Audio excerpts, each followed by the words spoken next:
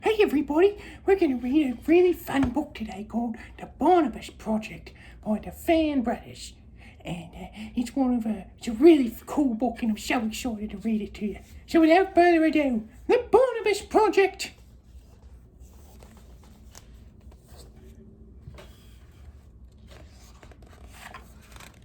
The Barnabus Project by Terry, Eric, and Devin Fan.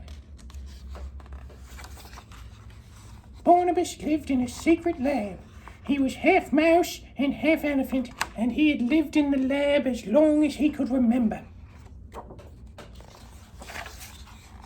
The lab was hidden beneath perfect pets on a perfectly ordinary street. Oh, look at that, they got a coin laundry and a bakery. Oh, a barber shop. Perfectly normal street. It was deep underground where no one would ever find it. Oh wow, look at that underground labyrinth. The lab was where they made perfect pets. Except Barnabus wasn't quite perfect.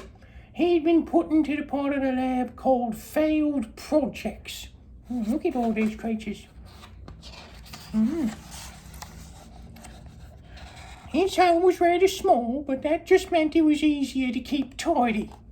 The green rubber suits always fed Barnabas his favourite food, which was cheese and peanuts. And yet, he sometimes wondered about the world outside of his little bell jar. It was Pip the cockroach who told them stories about the world above. Stories about a sparkling lake, green trees and mountains that reached all the way to the sky, lit with their own stars. Yeah, it's a pretty city, yeah. Maybe someday I'll sit on the grass and look at the stars, said Barnabas. And when he closed his eyes, he almost could. Impossible, said Pip. Nothing is impossible, said Barnabas, but secretly he worried his friend might be right. At that moment, the green rubber suits came in. Uh-oh. They turned on the lights and checked each bell jar one by one. They made strange noises to each other. They peered and they poked. They peeked and they prodded.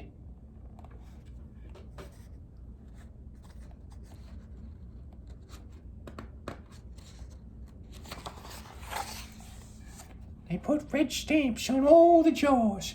Then they left. Oh, that's too bad. What does it mean, said Barnabas, looking up at the strange red stamp. It means you're going to be recycled, said Pip. That's what happens with all failed projects. You'll be fluffier afterwards, offered Pip kindly, and you'll be cuter, and your eyes will probably be bigger. I like having small eyes, said Barnabas, although he wasn't even sure anymore. Oh, poor Barnabas. Barnabas slumped in his jar. He wasn't fluffy enough, and his eyes were beady, and he liked himself just the way he was. And what if after he was recycled, peanuts and cheese were no longer his favourite foods? What if his friends didn't recognise him after? What if he no longer cared about green trees and mountains lit with their own stars? We need to escape, said Barnabas suddenly. The other failed projects gasped, but then they cheered. Impossible, said Pip. Nothing is impossible, said Barnabas. He took a step back. Oh boy, he's taking a step back. He's going to try to escape. And he kicked as hard as he could. He charged at the glass, but the bell jar was much stronger than he was. Finally, Barnabas made a sad sound with his trunk. A tiny crack appeared. Bah!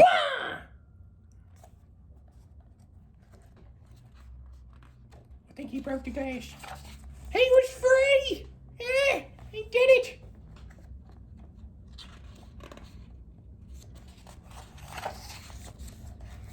And he freed the others, the dust bunnies, Light Up Lewis, Bumble Bear, the Emotax, Mushroom Sloth, Wally the Ripple, Stick 1 and Stick 2, Quirt, Mousy, Pompidou, Fertile, Blinky, the Bottle Mogs, Lowell, Percival, Spike, Pinto, Chloe, Peep, Leaf, all of them. You have to understand, they had never been outside of their jars before. There was quite a commotion. They whooped and sang, they chirped and hooted, they stretched their legs and jumped for joy. When they calmed down a bit, they peeked over the edge. The floor was far below. Now what? Said Quirt.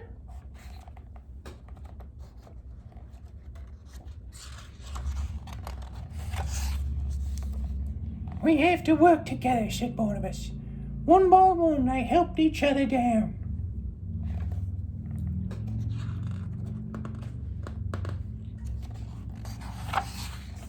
Until they finally reached the floor. Shh, said Barnabus, and they all fell silent. And they heard it too, footsteps in the corridor outside. Quick, said Barnabus, we go through here. He didn't like dark places, but the footsteps were getting closer. Oh, they found a vent. Quick, run, boys. Everyone crawled into the vent, with Light Up Lewis leading the way. Oh yeah, Light Up Lewis, he's got a knot for a tail. It was a tight squeeze for some of them. The vent led into the most secret part of the secret lab. They all looked up. Oh boy. Oh, it's a big green thing. Oh, it's an eye. Oh, we need to run, cried Pip. But Barnabus couldn't run. The great sad eye seemed to be looking directly at him. We can't leave it behind, said Barnabus. It's scary, said Pip. It's monstrous, said Quirt. It's appalling, said the Immortax. It's a failed project, said Barnabus, just like us. Oh, Barnabus. We worked together to turn the great valve that opened the tank. But it was too late. Uh-oh, the green men are back. The green rubber suits had found them. Oh no, oh no. Just when all seemed lost, the tank doors swung open and water flooded into the lab. Up the water carried him. Have to go near the top. Oh, up to the world above. Oh, they gave me the perfect pets. When they finally opened their eyes, they were in a puddle surrounded by shelves of perfect pets. Everyone ran towards the exit.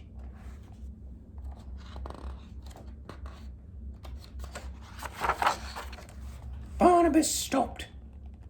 It was almost like looking in a mirror, except Barnaby's eyes were bigger and his fur was like cotton candy. He was perfect. Barnabus, cried Pip from the front of the store. Look, it's the outside world. Barnabus ran to join his friends. He might not be perfect, but he was free. Yeah, look at him go. The world was much bigger than Barnabus and his friends ever could have imagined. And just like Pip said, there were mountains that reached the sky, lit with their own stars. You were right, said Pip. Nothing is impossible.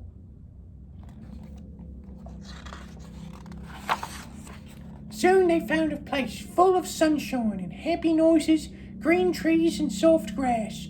A place that might be home.